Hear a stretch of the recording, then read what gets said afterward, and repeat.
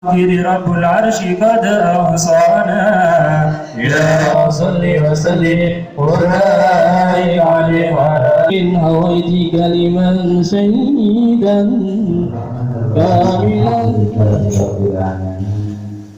وأشهد أن لا إله إلا الله وحده لا شريك له شهادة نجحدها نافذة يوم الدين وأشهد أن سيدنا محمدا عبده ورسوله أفضل الأنبياء وسيد المرسلين اللهم صل وسلم وبارك وهدد ومجد وعظم على سيدنا وحبيبنا وشفيعنا وقرة أعيننا ومولانا محمد وعلى آله وصحبه أجمعين ولا حول ولا قوة إلا بالله العلي العظيم أما بعد السلام عليكم ورحمة الله وبركاته.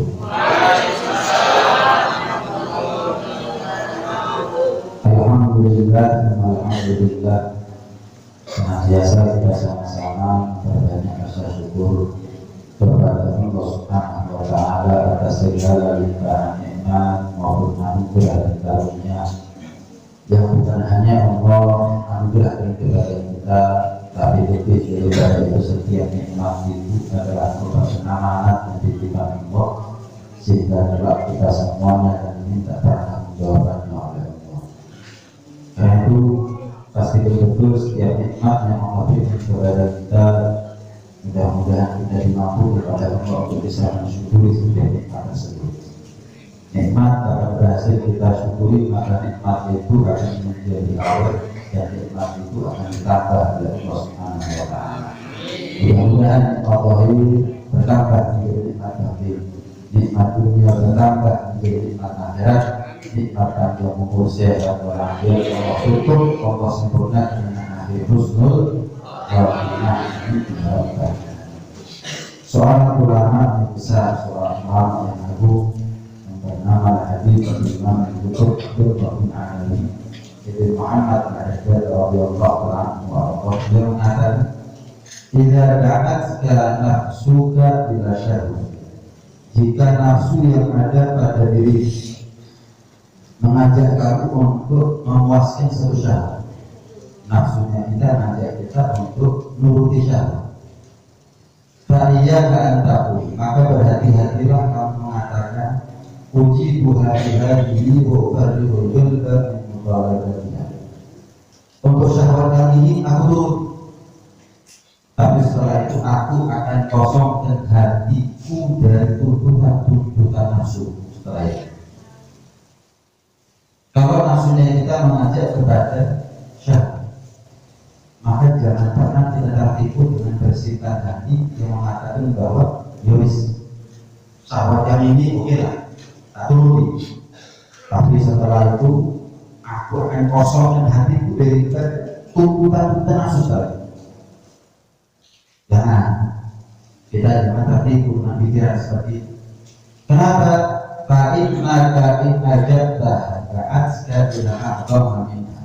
Karena yang namanya nafsu itu kalau dituruti sekali jadi, yang namanya nafsu itu kalau dituruti sekali melonjak, bukan kalau dituruti kemudian puas dan pergi. Ada orang itu kalau minta dikasih sekali, wes. Ada orang itu dikasih sekali minta lagi. Nafsu itu kadang kita turuti sekali apa yang menjadi mau akan menolong terus menerus mengajak kita kepada syahwat yang lebih besar, kepada syahwat yang lebih matang bagi kita. Ada yang namanya ombak besar. Sudah dikatakan ombak itu ada ombak besar, tapi tidak ada ombak besar kecuali diawali dengan ombak kecil. Api juga begitu, tak orang-orang itu, tapi dimulai dari api yang kecil. Kalau kita mau cari aman, jangan main api. Kenapa? Kalau kita main api walaupun kecil, resikonya kebakaran. Jelas itu. Kalau kita akan tenggelam, jangan dekat-dekat dengan laut. Kapan dekat dengan laut, semakin resiko. Kalau kita tak mau kalah dengan nafsunya kita harus menjauh dari nafsunya kita. kita harus lawan nafsunya kita. Kalau enggak, akan kita turuti sekali nafsunya kita berarti nafsu ini akan pernah puas dan mengajak kita kepada kemungkaran. Makanya Nabi Yusuf alaihissalam sebagaimana yang Allah sifatkan dalam Al-Quran, wa ma ubarri'u nafsi inna nafsa la'ammaratun bisu'. Aku Yusuf tidak pernah memasarkan urusanku kepada nafsu. Ya, Nabi Yusuf, semua orang, semua manusia sekalipun para nabi itu punya nafsu. Tapi bedanya kalau nafsunya kita masih iya, tapi nafsunya Nabi Yusuf berzina. Nafsunya kita masih puas, tapi kalau nafsunya Nabi Yusuf sudah tunduk. Sekalipun demikian, Nabi Yusuf nggak pernah memasrahkan diri dia kepada nafsunya. Padahal udah liar nafsunya. Mana ada Nabi nafsunya masih puas, nafsunya masih iya. Gina, tapi marahnya Nabi Yusuf tertipu dengan nafsunya. Nggak pernah Nabi Yusuf memasrahkan urusannya kepada nafsunya. Kenapa? Inna nafsa la'ammaratun bisu'. Karena yang namanya nafsu itu selalu mengajak kepada yang jelek. Dari awal bagaimana Allah ciptakan nafsu. Ketika Allah ciptakan nafsu, Allah ingin menunjuk kepada seluruh makhluk dunia. Bagaimana nafsu? Sehingga ketika Allah ciptakan nafsu, Allah panggil nafsu. Tapi nafsu nggak nyawa. Nafsu mengantok. Nafsu kesini malah jauh. Nggak pernah tuh dari awal diciptakan itu nafsu bahkan belok mohon. Akhirnya Allah hukum itu nafsu dengan Allah tenggelamkan nafsu itu dalam lautan lapar sekian tahun. Setelah sekian tahun lapar itu nafsu lintas. Ketika lintas, panggil sama Allah baru nyawa. Disuruh kemari oleh Allah, hari dia semangat mendekat kepada Allah, disuruh jauh, menjauh dia dengan semangat atas apa-apa yang dilarang oleh Allah Subhanahu wa Ta'ala. Nafsu itu dari awal bagaimana diciptakan sudah bangka. Ya, apa hukuman yang memberi kepada pembangkangan nafsu? Apa Allah kasih makan? Enggak, justru Allah kasih lapar. Saya mau kan, nafsu ini nuntutnya kenyang apa? Nafsu ini nuntutnya kenyang apa? Nafsu ini menuntut kepada kenyang atau menuntut kepada lapar? Kenyang. Nafsu menuntut kepada kenyang. Saya mau tanya, Allah kasih kenyang atau Allah kasih lapar? Berarti Allah tidak turuti nafsu. Akhirnya nafsu tunduk apa enggak? Tunduk. Begitu juga nafsunya kita. Apapun yang dikehendaki, yang dimaui sama nafsu dengan itu tunduk ke nafsu. Tapi kalau kita menuruti nafsu, jadi nafsu. Bukan kita menguasainya, tapi justru nafsu yang menguasainya. Itu rumus. Makanya Al-Imam Muhammad Ibnu Wazi radhiyallahu anhu beliau mengatakan, man maqata nafsahu billah. Barang siapa yang membuat mantel nafsunya karena Allah, amanahu Allah Ta'ala yaumil qiyamah bimakti. Barang siapa yang membuat mantel nafsunya karena Allah, Allah justru akan kasih aman itu orang dari mantelnya Allah Subhanahu wa Ta'ala ya. Nggak ada kita mau cari ridhonya Allah tapi mas-mas ke nafsu nggak ada. Kita kalau mau cari ridho buat mantel nafsu. Mantel nafsu kalau itu kita kalau minta sesuatu misalnya nggak diturut, ya pasti mantel sama nafsu juga. Apa yang dia minta kepada kita enggak, kita tolak. Kita menghindar. Mantel itu nafsu, tapi mantelnya nafsu adalah mahar untuk cari ridhonya Allah Subhanahu wa Ta'ala. Jadi nggak mungkin kita cari ridho Allah dengan cara cari ridhonya nafsu, nggak mungkin. Tapi kalau kita nuruti nafsu berarti kita nggak turut sama Allah.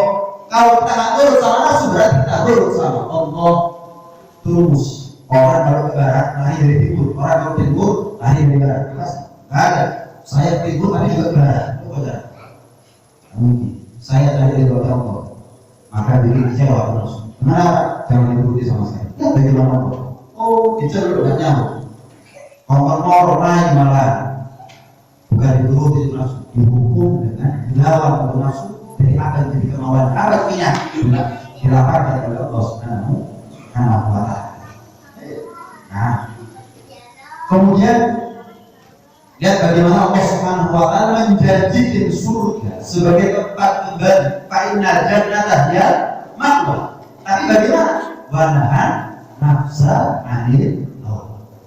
kepingin surga sebagai tempat kembalinya kita, maka syaratnya diantaranya adalah wanaan nafsa anil.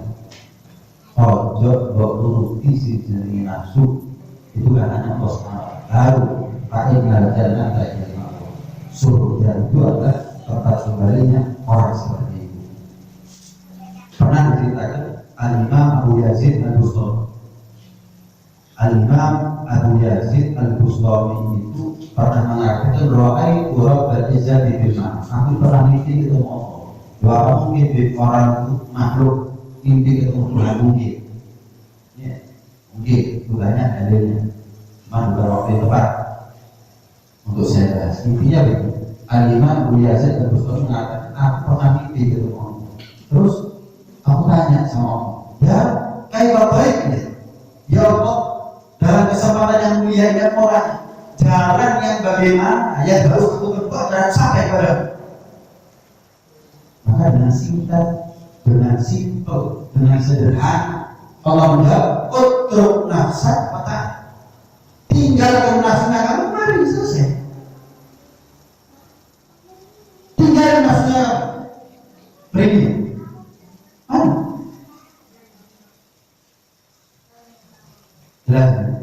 Jadi tidak ada penghambat terbesar antara manusia dengan Tuhannya kecuali adalah nafsu. Itu penghambat terbesar, penghalang hijab paling gede antara kita dengan Allah Subhanahu wa taala.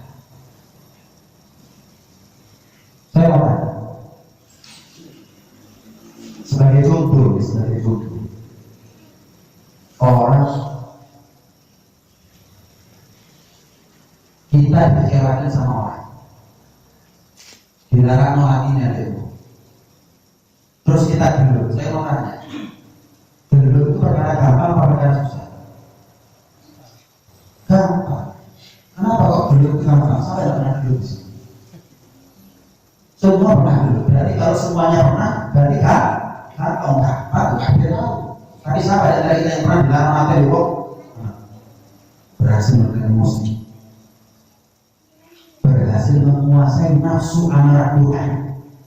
Nah, semua antara kita bisa. Yang mampu yang hebat.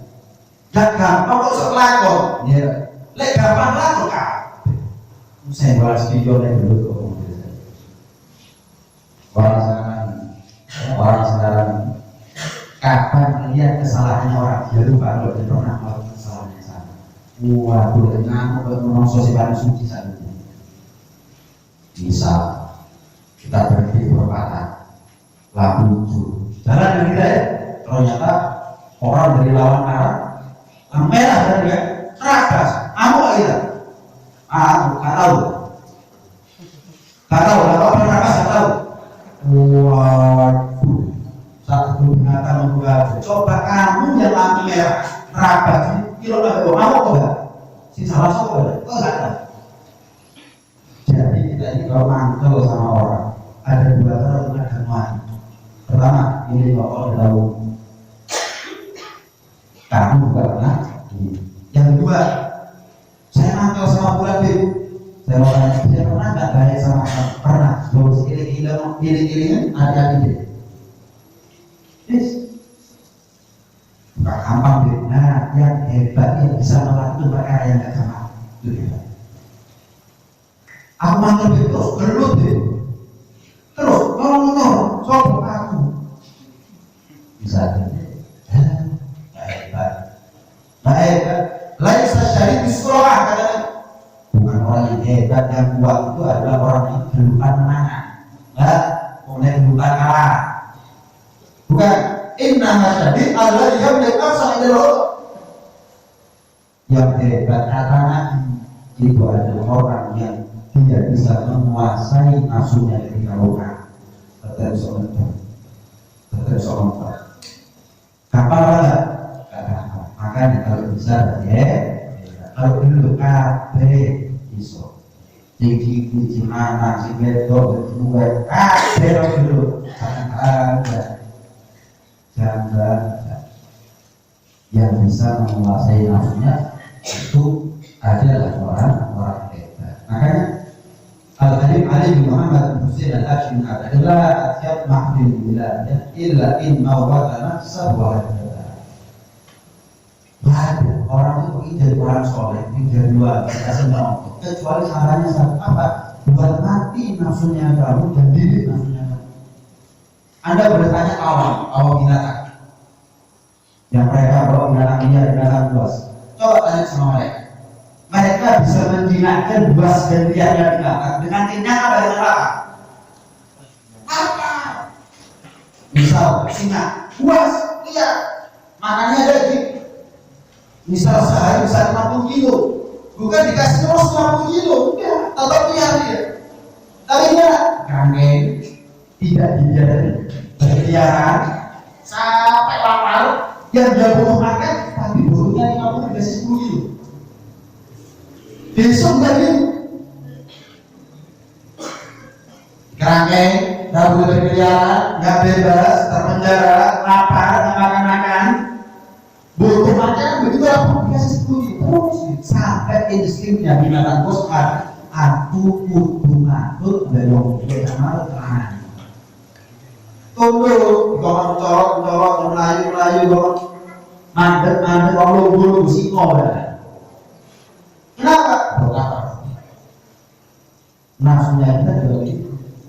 Nafsunya kita itu bukan terlalu dituruti, kemudian kita bisa menguasai nafsunya. Ada manusia lain lagi. Kalau saya kasih uang jenengan terus menerus, apa yang jadi naungnya jenengan tak ikuti apa? Insya Allah jenengan jadi bulannya saya. Wah, apa yang saya mau jenengan mau? Buruk. Mana? Terus sampai di bawah. Masuk kata dulu itu jadi apa yang jadi naungnya di bawah. Dan begitu ya. Tapi nafsu tak begitu. Nafsu dituruti terus ngantuk. Enggak. Norong jadi. Lalu enggak. Jadi seorang ulama mengatakan perang itu macam-macam. Namanya perang punya musuh, punya lawan. Ada perang melawan setan, ada perang melawan kekufuran, ada perang melawan kemunafikan, kefasikan, kemungkaran. Tapi ada perang melawan nafsu. Perang melawan nafsu paling berat di antara sekian macam perang. Kenapa? Misal dibandingkan perang melawan orang kafir. Orang kafir kelihatan, tapi nafsu nggak kelihatan, nggak wujud, tidak berbentuk. Kalau orang kafir itu musuh eksternal, musuh dari luar, tapi musuh dari dalam. Musuh dalam seribu itu lebih bahaya, pengkhianat lebih bahaya daripada diri. Lawan orang kafir, misalnya perang dan lawan orang kafir sebulan, 2 bulan, 3 bulan selesai. Tapi perang lawan musuh seumur hidup.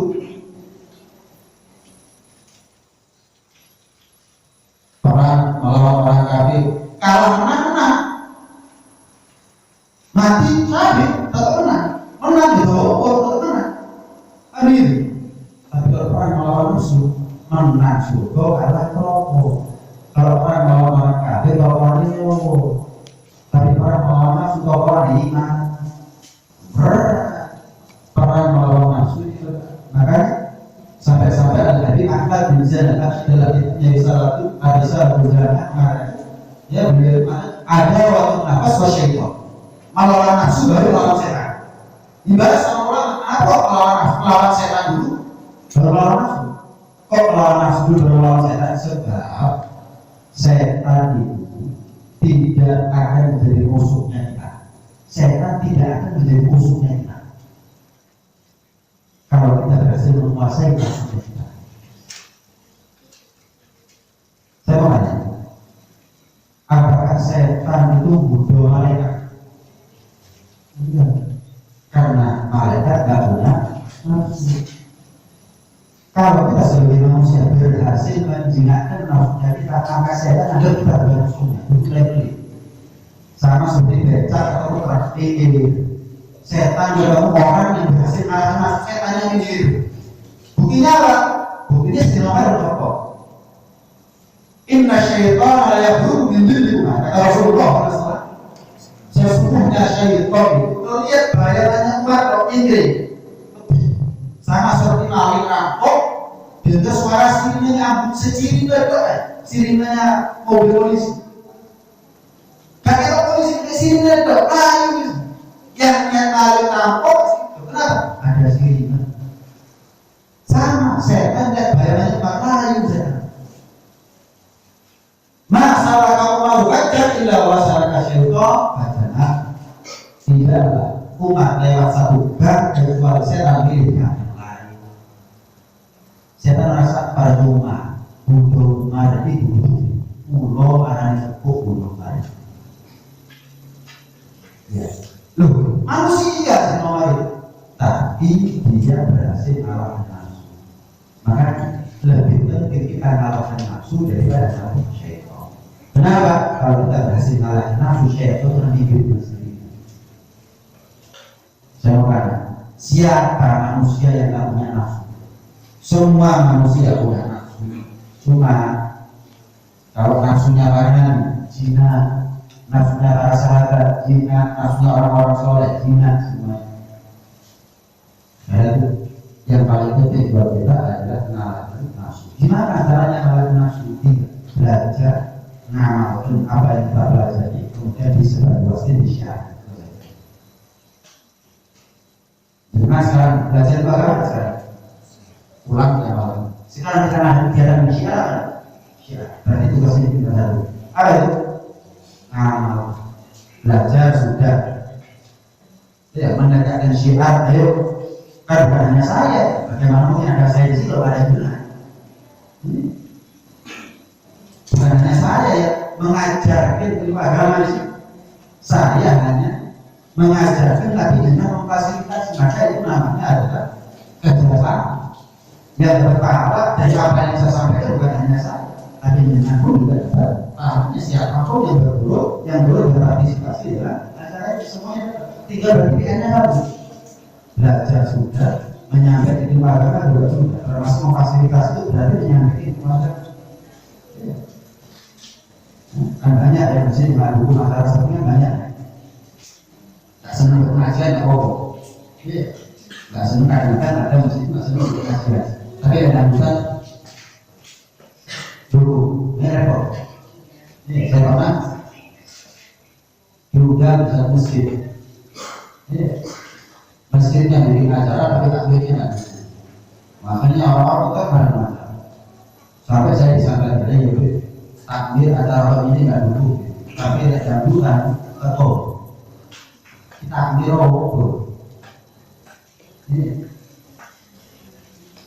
Anda memfasilitasi, bukan hanya saya berpahala, dengan itu berpahala. Bertugas juga tinggal ngamalkan,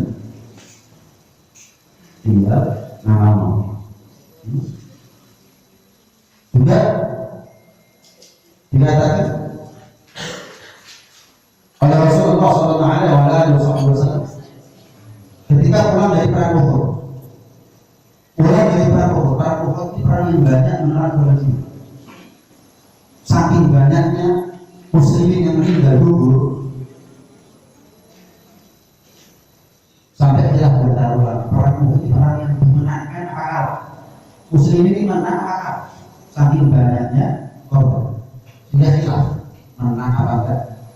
Hilang. Pulang dari perang Uhud belum sampai rumah. Sahabat Nabi belum sampai itu ada hilang tangannya, ada yang sobek punggungnya, ada yang hilang kakinya. Wah pasti macam tahu-tahu Nabi tengah jalan tidak rojak kemudian jihad aswad dan jihad akbar. Kita baru pulang dari jihad ini menuju jihad menjadi ini. Jihad yang berat, kaget sahabat. Jihad apa Nabi? Perang melawan dirimu sendiri. Berat. Perang melawan nafsu itu lebih berat daripada perang yang kamu barusan selesai. Yang hilang tangannya kamu, yang hilang matanya kamu, yang robek punggungnya kamu dan seterusnya. Perang melawan dirimu sendiri itu adalah perkara yang mulia. Terakhir sebagai penutup, pernah Al-Imam Al-Junaid, seorang tokoh sufi yang terkenal. Pernah beliau itu tengah malam bangun sebagaimana kebiasaan beliau, tengah malam bangun mau tahajud. Tapi anehnya beliau bangun dalam keadaan terpaksa. Artinya nggak seperti biasanya enak lain istiqomah. Ini nggak mau itu dia bangun kudu terpaksa bangun terpaksa sholat terpaksa sampai dari sekian rakaat bingung dia duduk. Lek lagi aku nunggu hingga ngantuk aku tak tunggu bisa. Nggak usah sholat dia ya. Daripada ibadah sunnah terpaksa nggak khusyuk dan saya tak nyari waktu untuk istirahat. Kalau memang ngantuk itu nggak duduk ngantuk. Yo berarti ibadah nyaman tidur nggak ngantuk. Akhirnya beliau bangun dari tempat duduknya, buka pintunya aja dari udara segar. Ya barangkali lah dari udara segar ini kemudian semangat ibadah. Kalau enggak ya ngantuk tidur lah. Jelasnya. Tapi ternyata ketika dia buka pintu, tahu-tahu depan pintu rumah beliau ada orang sudah berselingkuhan. Ketika Imam Junaid buka pintu kaget orang ini bangun. Oh Allah Junaid, terus kayak mana aku ini? Kata Imam Junaid, enggak gaji ya. Mosor terus. Apa Junaid? Yang aku yang minta sama Allah untuk buat kamu tergerak hati untuk buat ini baru kemarin. Pantas, aku ibadah nyaman sering kemarin. Ngantuk enggak tidur juga enggak. Jadi kamu yang minta sama Allah untuk gerak hatiku untuk buka pintu untuk usahakan dia. Jadi kamu merasa dan kamu datang sekarang sampai minta sudah pasti ada hajat. Bahkan mungkin hajatnya kamu darurat. Turun. Aku mau tanya sama kamu. Gak ada hajat kecuali darurat. Cuma satunya hajat dari apa? Kapan yang namanya racun jadi obat? Maksudnya paham? Oh, racun itu nafsu itu maksud. Kapan bisa atau racunnya nafsu justru jadi obat?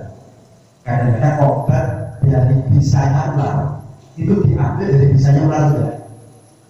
Diproses sedemikian rupa yang tadinya racun menjadi obat. Nafsu juga punya bisa. Kapan bisanya nafsu menjadi obat? Maka dengan singkat Imam Bukhari mengatakan lawan.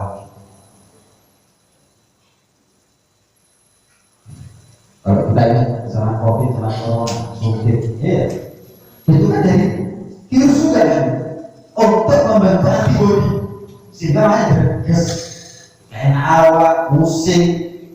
Kenapa? Karena memang disebutkan adalah virus. Tujuannya adalah untuk virus yang dilemahkan. Virus juga, tapi dimasukkan virus dilemahkan, dimasukkan tubuh, kita dari sekian awak, tapi membantu antibodi. Sehingga kalau kena virus nggak sekirong efek. Tidak fatal, ibaratnya virus tapi jadi obat dan proses.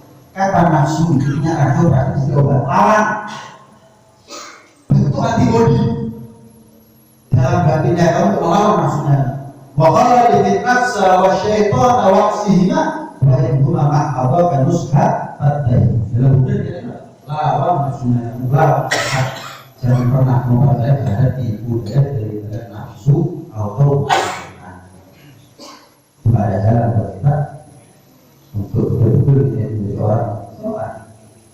Ada di antara kita ini akan menjadi kaya, ragu, asli-suki, ada yang berani. Sampai sekarang kita ini masih ingin kaya.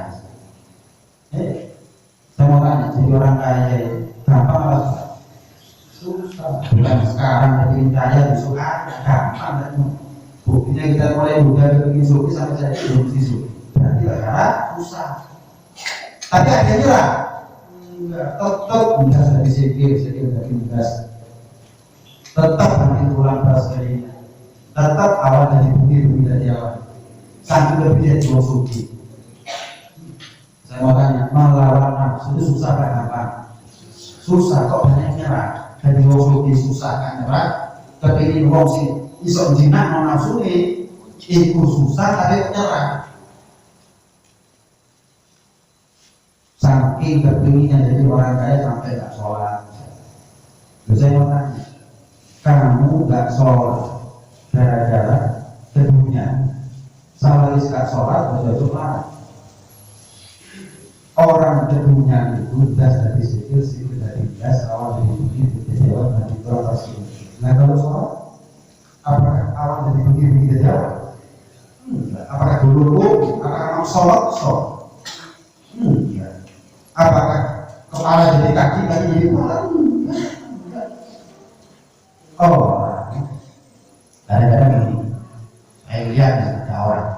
wah bukan kerja mau maksud top ibarat bahasa itu bahasa sekarang berkong mania kerja wah kerja kok dulu saya tanya Pak Bu dengan kerja itu ngoyo maksud mau kerja kerolas mulai was ngapain? Saya begini untuk menikmati usia tua maksudnya gimana? Kalau saya sudah sukses saya udah bukan anak dewi bukan dari masa mudanya saya habis itu rumah itu kan alasan umum ya semua orang juga ingin kerja nanti di akhir usia ya mungkin 10 tahun 20 tahun dia menikmati hasil kerjanya menikmati terus lu jawab tadi kan jawaban aneh kalau orang seperti ini pertama keanehannya kayak nanti bisa sudah 60 bit baru saya nikmati hasil kerja saya kalau mungkin kalau balas kita kalau dia belum mesti ngomong sudah dan kedua dari mana kamu tahu kalau punya kamu 60 tahun dan sugi coba ngomong itu udah dari segel kita sampai ke suara kosong sampai mengharap apa yang kakak itu sudah dan sugi sudah aneh dia anehnya dia ya nanti kamu punya 60 tahun yang baik ya nanti kamu kaya untuk di lembaga dan sudah baru sehat gara-gara kamu mau dari sini kita lori dengar sipil tapi hanya di roda kulkas di sana dengan makanan tapi baru dimakan semuanya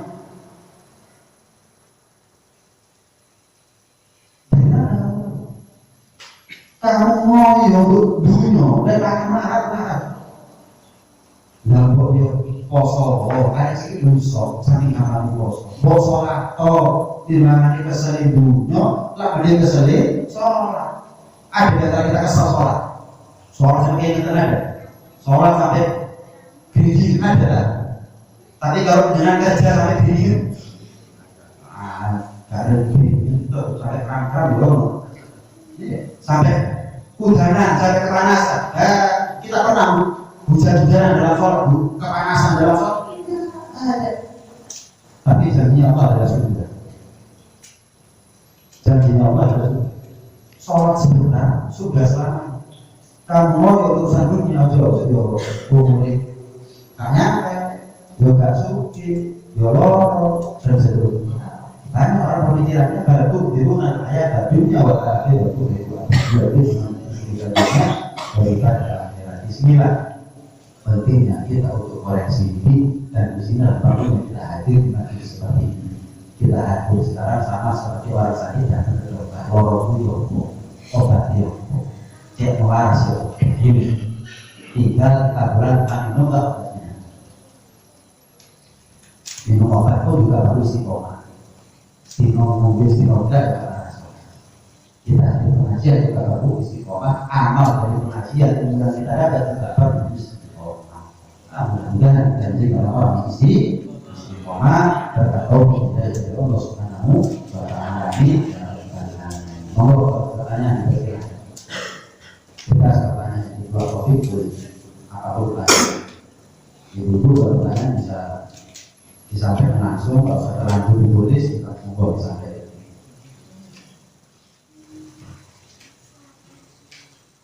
Di akhir bulan kemarin itu yang ini itu Allah menjanjikan menurunkan berapa ratus ribu bala ya. Sekarang dihindari dari bala itu ada amalan-amalan tertentu lebih baik. Rabu terakhir bulan Syawal ada riwayat bahwa di hari itu ratusan ribu bala dari Allah Subhanahu wa ta'ala. Sebetulnya ini bukan ungkapan yang salah, memang betul ada riwayat bahwa di hari Rabu terakhir bulan Syawal ratusan ribu bala berbungkasan. Tapi sebagian ulama mengatakan bukan setiap Rabu setiap tahun berbungkasan. Rabu ketika ulama itu mengatakan di hari Rabu itu Rasulullah. Ya di Rabu itu bukan setiap tahun. Ini apa? Bukan dari apa? Tapi Yang kedua, mau hari apapun, maka selayaknya buat kita, sepantasnya buat kita untuk melakukan amalan-amalan bisa melakukan amalan kita nunggu setiap hari orang celaka itu ada, setiap hari orang bermusibah itu ada, dengan berbagai macam kegiatan muslim mereka. Maka setiap hari sepatutnya bahwa kita mengamalkan amalan yang itu bisa menolak.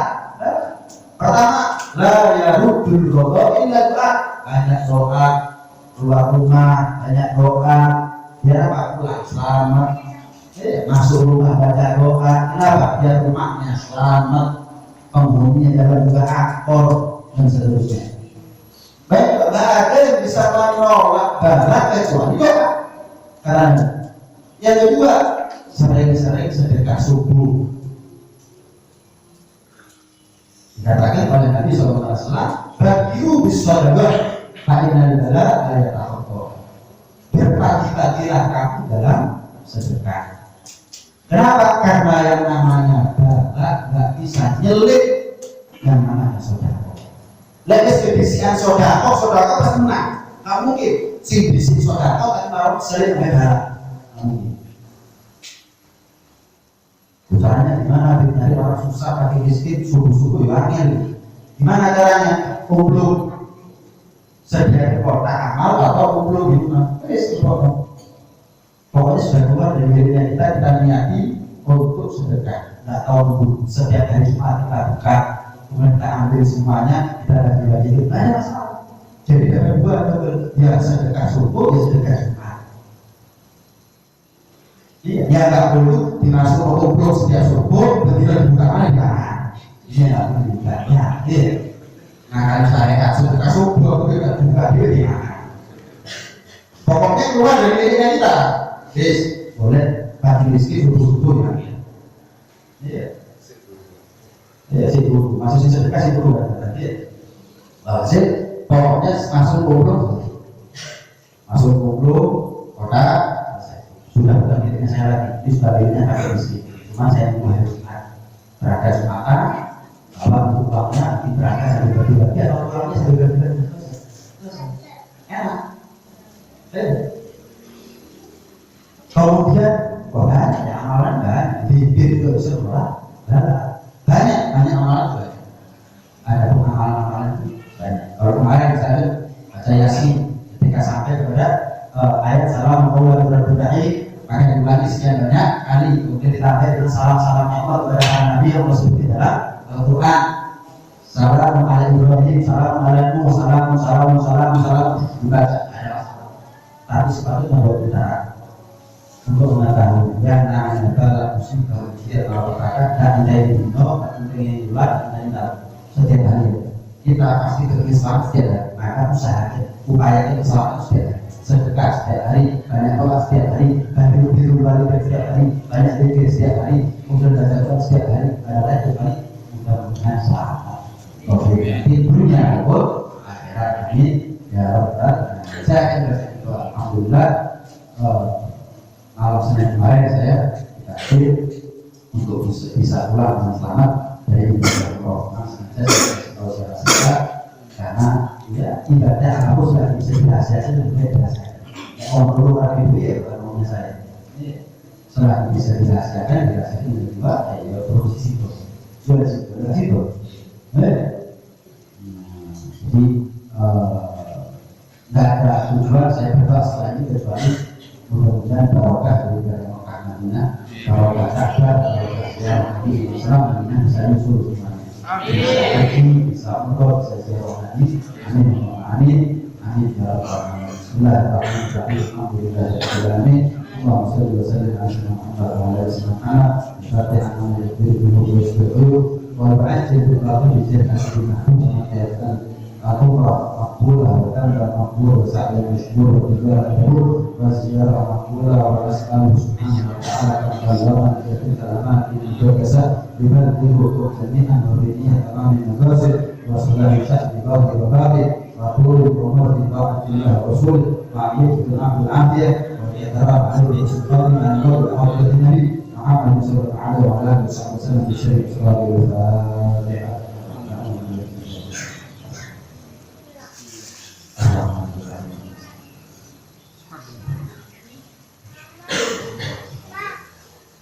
Wassalamualaikum warahmatullahi wabarakatuh.